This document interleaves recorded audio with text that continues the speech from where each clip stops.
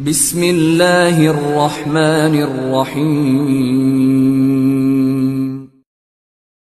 तमाम तारीफ़ें उस खालिक कायनात के लिए जो तमाम मखलूक़ात का हकीकी वारिस है।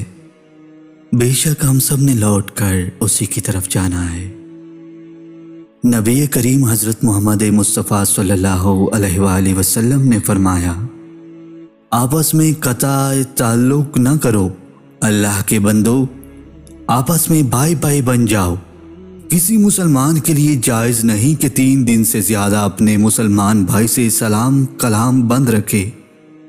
अल्लाह की नेमतों का शुक्र अदा करो।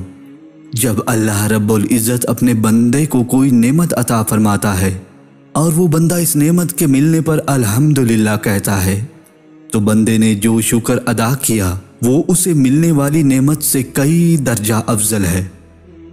नबी करीम हज़रत मोहम्मद सल्लल्लाहु अलैहि वसल्लम फरमाते हैं, अल्लाह ताला के 99 नाम हैं और जो कोई इनको याद कर ले वो जन्नत में जाएगा।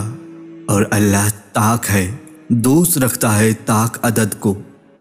आप सल्लल्लाहु अलैहि वसल्लम फरमाते हैं, अपने आप को, अपनी औलाद को और अपने खादमों को, अपने माल को कभी बद्दुआ न दो।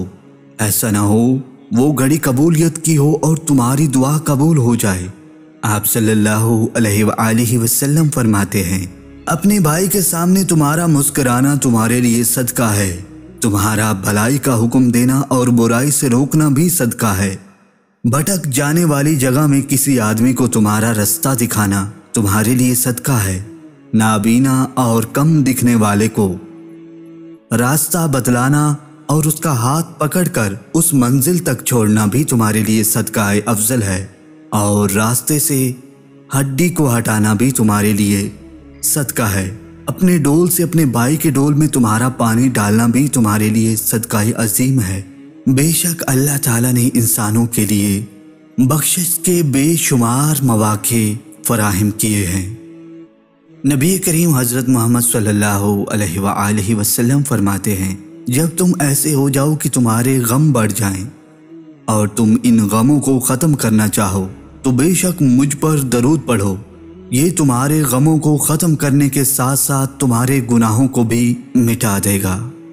आप सल्लल्लाहु अलैहि वसल्लम ने फरमाया, जब कुछ लोग महज अल्लाह ताला की रज़ा जोई की खातिर इज्तिमाई तौर पर इसका जिक्र करते हैं तो आसमान से एक मनादी आवाज़ देता है, खड़े हो जाओ, तुम्हें बख्शिश दिया गया है, तुम्हारे गुनाह नेकियों में बदल दिए गए हैं। बेशक वो बड़ा गफूर रहीम है।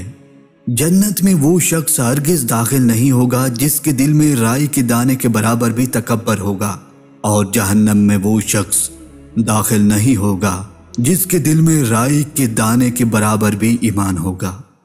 हज़रत अब्दुल्ला बिन मसूद रज़ी अल्लाह अन्हु कहते हैं कि मैंने रसूल अकरम सल्लल्लाहु अलैहि वसल्लम से पूछा, ऐ अल्लाह के रसूल, कौन सा अमल सबसे अफजल है? आप सल्लल्लाहु अलैहि वसल्लम ने फरमाया, वक़्त पर नमाज अदा करना।